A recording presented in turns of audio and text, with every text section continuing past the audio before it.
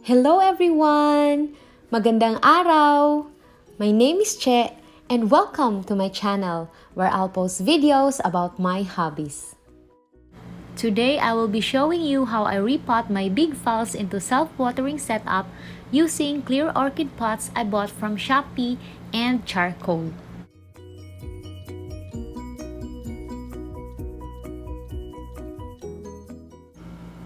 These are the phals that we are going to repot today. I got them 2 months ago. This leaf was damaged during shipping. I removed their soft transparent pots, transferred them into plastic containers, and placed them in clay pots.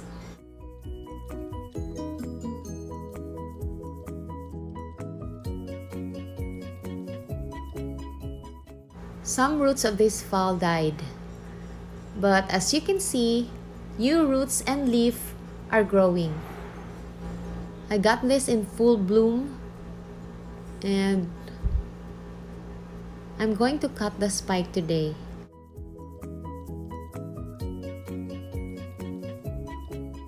For this one, I'm going to leave the spikes. New leaf and roots have grown bigger, but I noticed something in the media. Mushrooms were growing, so I decided to repot them today. I don't know whether mushroom is a good or bad indicator, but definitely I don't want them in my orchids.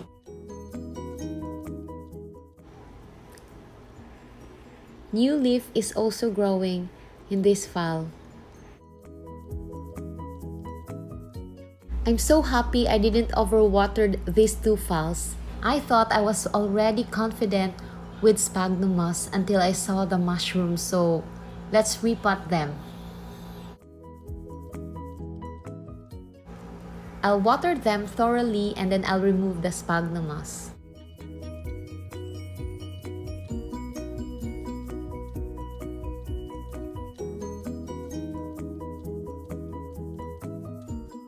I'll show you the clear orchid pots I bought from Shopee, and I'll also include in the description box the link on where I bought them. This pot has layered holes which will provide more air to the roots. The holes will also allow the roots to grow along the slots.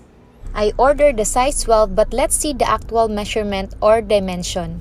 Each pot cost me 136 pesos. The total width, including the lip, is 14 centimeters.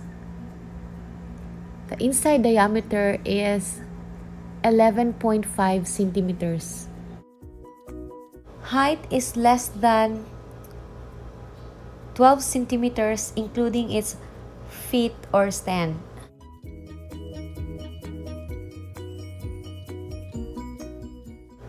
The pot is 11 centimeters. And the bottom width is less than 8 centimeters. As much as possible, I wanted to contain the roots of the phals, so I covered the layered holes with hot glue.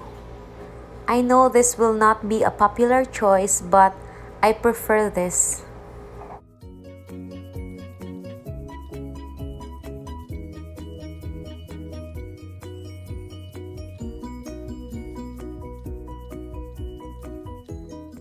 But I did not cover the inside's layer holes nor the bottom holes. I will try this pot in a self-watering setup using charcoal. I will now insert cotton strings in the bottom holes.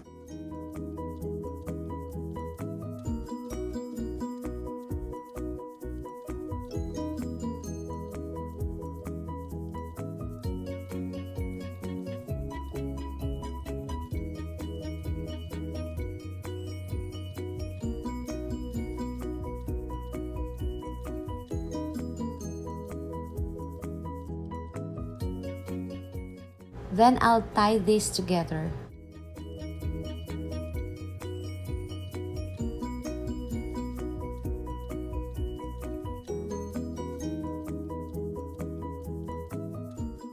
I will also tie the bottom strings so that they won't slip off when I pull them inside the pot.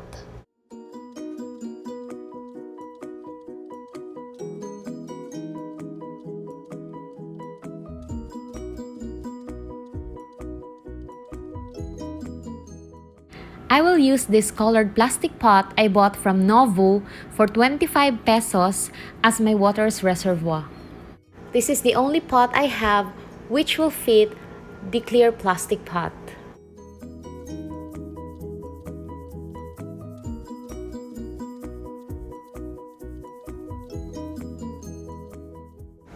This will show you the size comparison of the two.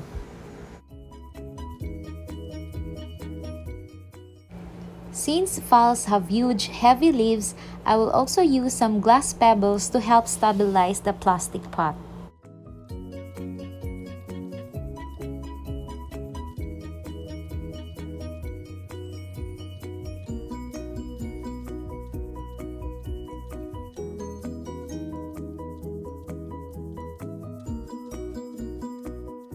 I haven't tried charcoal yet in self-watering setup, so this will be an experiment for me. But I have tried it in semi-hydro setup and it worked well. I am now going to place the phals and charcoal in these pots. The roots are clean. I have removed the dead ones and sprayed them with hydrogen peroxide. If you want to see how I remove the moss from the phals and how I clean them, you can watch my other video where I repot my mini phals into self-watering pots I bought from Shopee. It is a more detailed video on how I repot an orchid. I'll also include the link in the description below.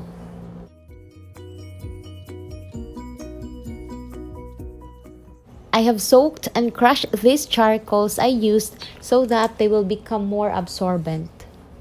I dropped this file a while ago, so one of the leaf is damaged.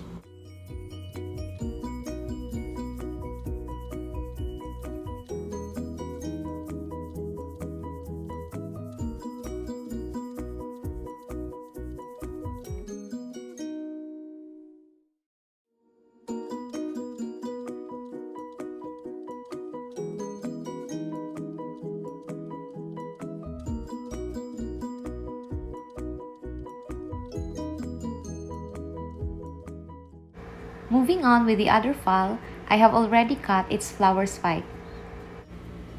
I will carefully place charcoal in between the root gaps because unlike leca, charcoal will not easily slide down to gaps because of its shape, even if I tap or shake the pot. I also picked smaller size charcoals to fit the gaps.